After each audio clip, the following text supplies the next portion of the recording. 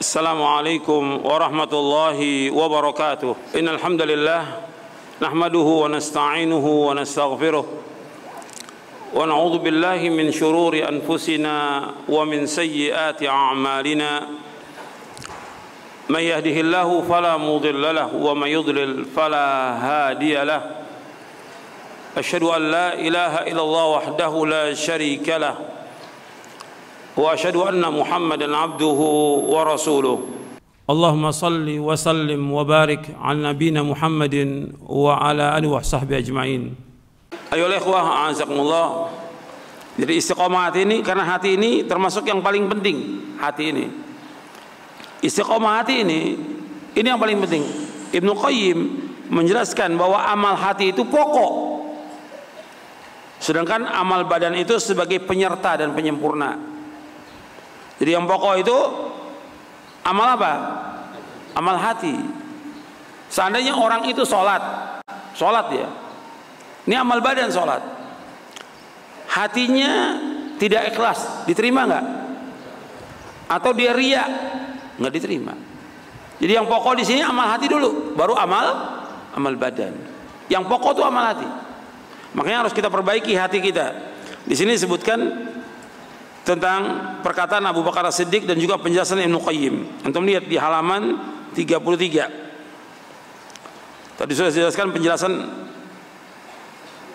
sahabat Abu Bakar As-Siddiq radhiyallahu an tentang innal ladzina qalu rabbuna Allah tsumma istaqamu.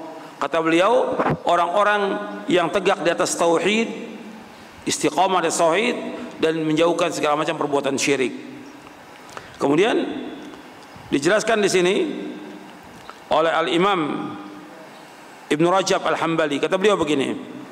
Jadi jika hati telah istiqamah di atas ma'rifatullah, mengenal Allah, takut kepadanya, mengagungkannya, segan kepadanya, mencintainya, menginginkannya, berharap kepadanya, berdoa kepadanya, bertawakal kepadanya, dan berpaling dari selain Allah, sungguh seluruh anggota badan akan istiqamah dengan taat kepadanya. Karena hati adalah raja bagi organ tubuh yang merupakan pasukan hati.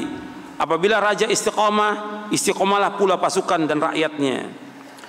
Sebab Nabi bersabda SAW, ala inna fil jasadi mudghah idza salahat salah jasadu kullu wa idza fasadat fasada jasadu kullu ala wa hiyal qalbu. Ketahuilah, di dalam tubuh manusia ada segumpal daging. Kalau daging ini baik, baiklah seluruh tubuhnya. Kalau daging ini jelek, jeleklah seluruh tubuhnya. Ketahuilah segumpal daging itu hati. Jadi yang pertama kali harus ditata ini masalah hati dulu. Antum tolong perhatikan semuanya. Seperti kita ngaji ini, nuntut ilmu, dikatakan oleh Imam Ahmad bin Hanbal, yang dikatakan menuntut ilmu itu artinya apa? Nuntut ilmu, asalnya ilmu itu apa? Takut kepada Allah. Aslul ilmi khasyatullah. Pokoknya ilmu takut kepada Allah. Takut di tempatnya di mana? Takut tempatnya di mana? Di hati. Ini dulu, ini perhatikan. Tolong semuanya perhatikan, yang ikhwan, akhwat perhatikan. Ini penting ini. Ketika kita nuntut ilmu, yang kita harus bina ini bagaimana kita ini tunduk hati kita kepada Allah. Takut kepada Allah. Karena ini dakwah para nabi, para rasul, mengajak orang untuk takut kepada Allah. Semua dakwah nabi. Antum lihat, ketika Nabi Musa alaihissalatu wassalam datang kepada Fir'aun, ini tagut yang paling tagut, Fir'aun.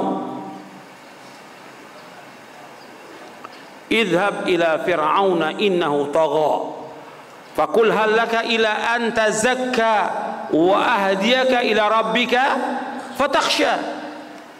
Disuruh Nabi Musa, pergilah kepada Fir'aun karena dia tagut, melewati batas. Katakan kepada Fir'aun, fakul hal laka ila an tazakka, maukah kamu aku tunjukkan kamu agar kamu membersihkan hati kamu. Untuk awal dakwah itu tazkiyatun nufus, membersihkan hati kamu. Karena Firaun sombong, supaya hilang kesombongannya. Sombong Firaun itu. Seperti iblis sombongnya. Aba wastakbar. Sombong. Kemudian selanjutnya apa? Wa ahdiyaka ila rabbika fatakhsha. Dan aku tunjuki engkau agar engkau takut kepada Allah. Jadi ilmu itu berusaha bagaimana ilmu itu membersihkan hati kita dan membuat hati kita takut kepada Allah. Ini baru kita nuntut ilmu yang benar. Bukan rutinitas nuntut ilmu, bukan. Bukan juga rutinitas ngajar, bukan. Tapi bagaimana dengan kita nuntut ilmu, dengan kita baca Al-Quran, dengan kita mengajar, dengan kita berdakwah, timbul rasa takut kita kepada Allah Taala. Ini penting. Ini masalah hati. Makanya Nabi Muhammad SAW di samping mengajarkan Quran dan Sunnah, apa yang kata Allah? Wa yuzakkihim. Nabi Muhammad diutus oleh Allah untuk membersihkan hati manusia dari kesombongan, dari ego, dari penyakit dengki, iri, kemudian juga bakhil, dan juga berani dalam berbuat maksiat kepada Allah, dan yang lain. Banyak penyakit hati, puluhan penyakit hati itu harus dibersihkan. Kalau dia ngaji tapi tetap maksiat, dia ngajar tapi tetap juga dia nggak takut kepada Allah, apa manfaatnya? Makanya Allah menyebutkan tentang tingkatan ulama itu. Allah menyebutkan dalam surah Fatir ayat 28, innama yakhsyallaha min ibadihil ulama. Sesungguhnya yang takut kepada Allah para ulama. Tambah takut dia kepada Allah, bukan tambah berani. Sekarang tambah berani, tambah berbuat syirik, tambah berbuat bid'ah, tambah dia mengajak umat kepada kesesatan. Nggak takut dia kepada Allah. Sebagai seorang dai tambah takut dia kepada Allah, dan antum sebagai thalabatul ilm tambah takut kepada Allah. Ini namanya ilmu. Makanya dikatakan oleh Abdullah bin Mas'ud radhiyallahu an. Kata Abdullah bin Mas'ud, "Laisal ilmu bi kathratir riwayah, walakinnal ilma al khasyatu." Ilmu itu bukan banyaknya riwayat meriwayatkan hadis, tapi ilmu itu bagaimana kita takut kepada Allah. Itu ilmu. Ini diriwayatkan oleh Imam Ahmad dalam kitabnya Az-Zuhud. Jadi ilmu itu menata hati kita bagaimana takut kepada Allah. Dengan kita takut ini, kita akan terus istiqomah di jalan yang lurus. Ini dulu tata hati kita. Sebab kita, kalau kita lihat keadaan kita ini, banyak yang tidak takut kepada Allah. Takutnya kepada manusia, takutnya kepada temannya, takutnya kepada orang lain, takutnya kepada atasan, nggak takut dia kepada Allah Taala. Padahal yang punya ganjaran dan pahala Allah, yang punya siksa Allah, yang punya sorga dan neraka Allah, dia mesti takut kepada Allah. Makanya Nabi Musa AS mengajak Firaun untuk membersihkan hatinya dari berbagai penyakit hati. Yang paling pokok kesombongannya dia, keangkuhannya dia. Kemudian dia ajak untuk apa? Untuk takut kepada Allah. Semua seperti itu. Makanya para nabi dan para rasul mengatakan kepada umatnya, inni akhafu alaikum adzab yaumin azim. Sesungguhnya aku takut kepada kalian azab Allah nanti pada hari kiamat. Jadi kita harus takut. Kalau kita nuntut ilmu, takut harus ada dalam hati kita. Takut. Kita kalau berbuat begini maksiat, nanti bagaimana azab Allah. Kita melanggar, bagaimana nanti kita dihisab. Kita ngambil uang orang, bagaimana nanti dihisab dia hari kiamat nanti. Terus seperti itu, takut kepada Allah, nggak tambah berani. Ini banyak penuntut ilmu tambah berani, banyak ustadz tambah berani, banyak apalagi untuk melihat kiai-kiai dan yang lainnya tambah berbuat maksiat mereka kepada Allah Taala, tambah mengajak orang kepada kesyirikan dan bid'ah, nggak ada rasa takut dia kepada Allah Taala. Makanya hati ini harus ditata. Nabi Muhammad SAW mengajarkan Quran dan Sunnah, kemudian apa? Kemudian apa? Membersihkan hati manusia.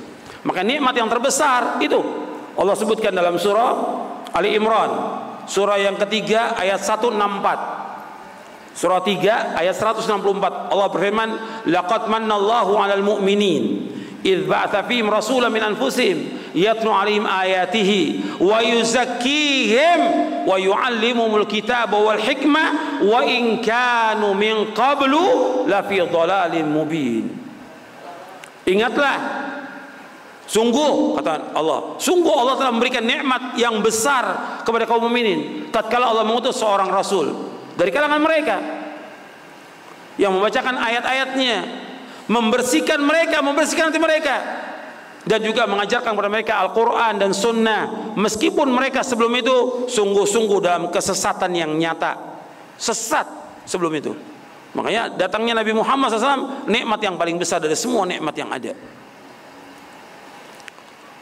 Jadi akhwani fiddin, azakumullah, ini yang pertama tentang istiqomah hati. Jadi yang pertama ketika kita ngaji nuntut ilmu, tata hati kita dulu nih. Hati kita ini udah benar, udah takut atau belum? Banyak segala macam penyakit hati yang bersarang di dalam tubuhnya. Kalau sudah begitu sulit. Kebenaran juga masuk susah. Kebenaran, hidayah untuk masuk juga susah, dan cahaya juga masuk susah. Karena apa? Sudah banyak penyakit itu. Kita wajib membersihkan penyakit itu. Saya cukupkan sampai di sini.